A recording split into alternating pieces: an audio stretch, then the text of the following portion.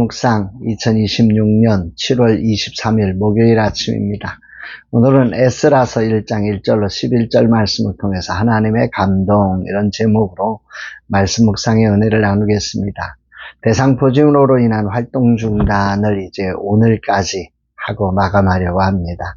20일 가까운 시간을 하나님께서는 대상포진으로 저희 활동을 아예 멈추게 하셨습니다. 이 시간에 저는 하나님이 주신 소중한 시간으로 믿었고 무엇을 하려는 욕망 자체를 포기했습니다. 아내가 걱정할 만큼 저는 멈추었습니다. 그렇게 전반전의 속도감을 완전히 잃어버리려고 했습니다.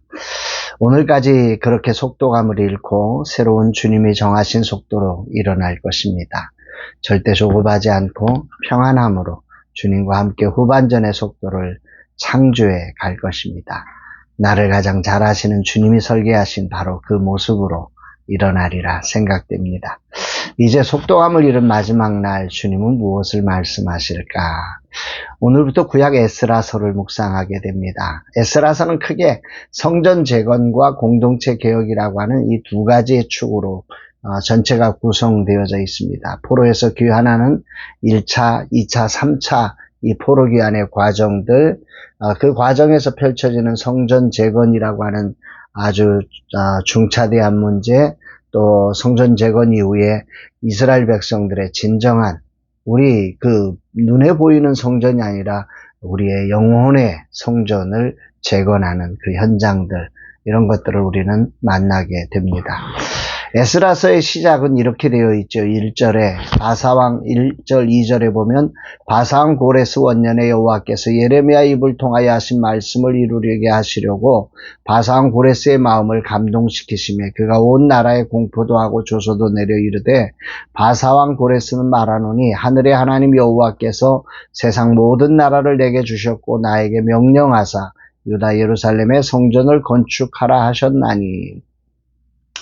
바벨론에 의해 멸망된 이스라엘, 그리고 이제 70년이라는 세월이 흐르면서 어느 날 갑자기 바벨론이 멸망하고 바사 곧 페르시아가 거대한 제국으로서는 이 정치적 이 아주 강력한 변화의 바람이 이 땅에 일어나기 시작한 것입니다. 이 과정에 고레스라고 하는 황제가 세워지고 그는 포고령을 반포하게 되는데 예루살렘에 성전을 건축하라 이러면서 포로 귀환을 명령하게 됩니다. 하나님은 이때 에스라 선지자를 통해 이 사건을 예레미야의 입을 통하여 하신 말씀을 이루려고 하시려고라고 하는 이 놀라운 고백을 담게 하십니다. 이것은 우연의 사건이 아니라 또 누군가의 정치적 쇼가 아니라 하나님께서 언약을 이루려고 하신 사건이다 이렇게 선포하는 거죠.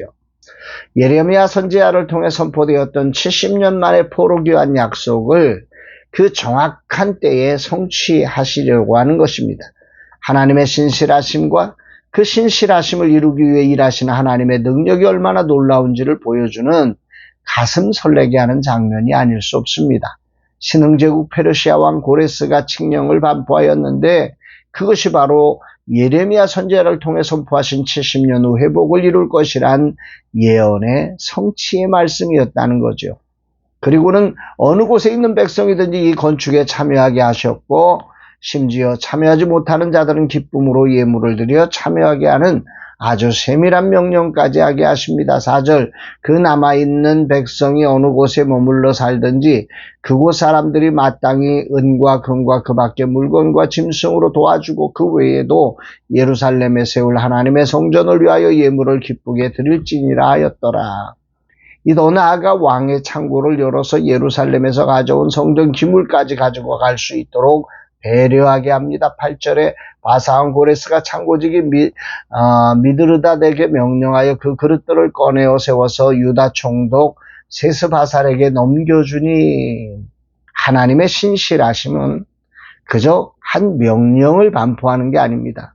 구체적인 백성들, 그리고 필요한 재원들, 그리고 성전에 있어야 할 그 모든 것들까지 세심하게 배려해서 이렇게 그 자원을 공급하시는 하나님이심을 봅니다. 이런 하나님의 주도하심에 따라 베냐민 족장들과 제사장들과 레위 사람들과 하나님의 감동을 입은 사람들이 이 건축에 참여하게 됩니다. 바벨론에서 70년 이상 정착하여 삶의 기반을 닦은 이들에게 갑작스럽게 귀한 명령이 내려지는 것은 여기에 순종한다는 건 그리 쉬운 일이 아니지요.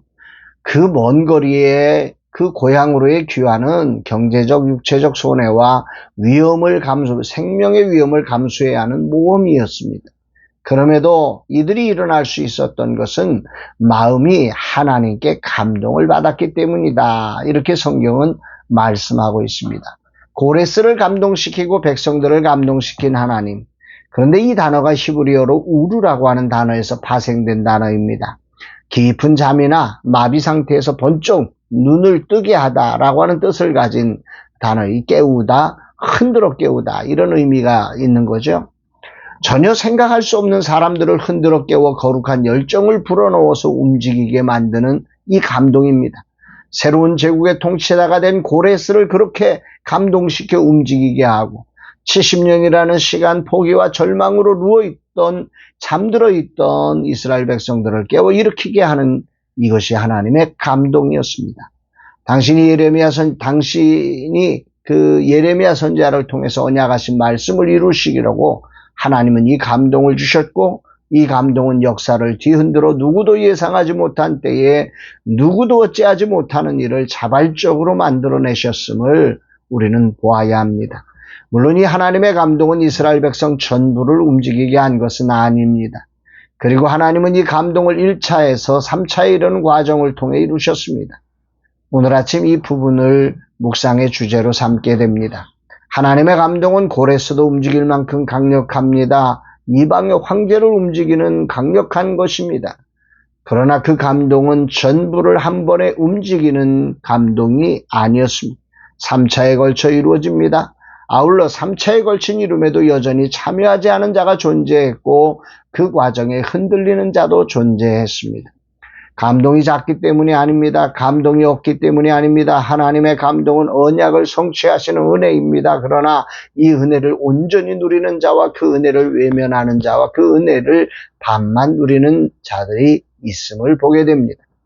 나는 어떻게 하나님의 감동에 반응하는 사람인가? 더 나아가 나의 후반전은 하나님의 감동에 어떻게 감동할 것인가? 주님은 물으시는 것 같습니다. 하나님의 감동은 이방 제국의 황제도 움직이게 하는 강력한 능력입니다. 그러나 반대로 믿는 백성조차 움직이지 못하는 무력한 감동처럼 보이기도 합니다. 왜 그럴까요? 여기서 매우 중요한 사실 하나를 묵상하게 됩니다. 하나님은 마음만 먹으시면 이스라엘 전체 백성들의 목덜미를 잡고 강제로 예루살렘으로 끌고 가실 수 있는 전능하신 하나님입니다. 바벨론 군대에 의해서 바벨론으로 끌려갔던 이스라엘 백성들을 왜 그들을 끌고 오지 못하겠습니까? 그러나 하나님이 사람을 다루시는 방식은 그렇게 물리적 폭력이나 강제 동원의 능력으로 하지 않으시기 때문입니다. 고레스는 제국의 정치적 필요와 하나님의 주권적 섭리 속에서 도구로 사용된 사람입니다. 도구이기에 하나님은 그렇게 강권적으로 그를 이끌어 가십니다. 그러나 하나님의 백성은 무엇을 이루기 위한 도구가 아닙니다. 스스로 하나님의 은혜를 깨닫고 자발적으로 마음을 돌이키는 인격적으로 반응하는 하나님의 자녀이기를 원하셨던 거지요. 강제로 끌려간 귀환은 또 다른 형태의 포로 생활일 뿐입니다. 하나님은 고난의 채널 속에서 스스로 회개하고 하나님의 가치를 깨달아 주여 제가 하겠습니다라고 고백하는 진짜 예배자를 찾으시는 것이지, 그 기다림의 과정을 허락하셔서 1차, 2차, 3차에 이르는 다양한 기회에 다양한 사람들을 하나님은 그렇게 뽑아내시기를 원하셨던 것이지 강제로 동원하려고 하는 게 아니란 말이죠. 이게 하나님의 사랑으로 주는 감동입니다. 하나님이 믿는 백성을 한꺼번에 번쩍 들어 움직이게 하지 않으시는 이유는 우리를 다루시는 하나님의 방식이 우리를 조정하는 게 아니라 은혜에 기반한 인격적 회복을 이루어가는 것이기 때문임을 묵상하게 됩니다. 하나님의 감동은 언제나 능력이 있습니다. 그러나 그 능력은 우리를 도구로 움직이게 하는 능력이 아닙니다. 자발적으로 그리고 인격적 결단을 통해 참여하게 하시는 사랑의 초대장이 담겨진 겁니다. 나의 후반전 속도를 하나님은 이렇게 사랑의 초대장이 담긴 감동으로 내게 이끌고 있음을 깨닫습니다. 그래서 부족함에도 기대할 수 있습니다. 소망은 1차에 참여하기를 원하지만 그러나 하나님은 1차, 2차, 3차에 걸쳐 모두를 소중하게 다루셨습니다. 사랑이 아니고는 해석되지 않는 지점이지요. 이것이 하나님만이 주시는 감동의 능력입니다. 나는 이렇게 나를 사랑하시는 하나님을 좋아합니다. 그리고 그분의 감동에 나의 전부를 맡기며 나아가기를 소망합니다. 그러나 인간의 욕망이 아닌 성령의 주도권에 굴복되어 인간의 눈으로 볼 수 없는 것을 오직 성령이 보여주시는 대로 그렇게 1차든 2차든 3차든 주님의 쓰임을 믿고 나아가는 자 되기를 다짐하며 기도합니다. 주님 인도하옵소서 고백합니다. 사랑하는 여러분, 하나님의 감동은 강제적 도구화가 아닙니다. 더디고 아프고 그럼에도 불구하고 우리를 기다리시며 자발적으로 우리가 순종되기를 이끌어내시는 온전한 사랑의 초대장이 하나님의 감동임을 기억하며 하나님의 감동에 굴복된 거룩한 순종이 있는 복된 날, 그래서 하나님이 경험되는 복된 날 되기를 주의 이름으로 축복합니다. 사랑합니다, 여러분.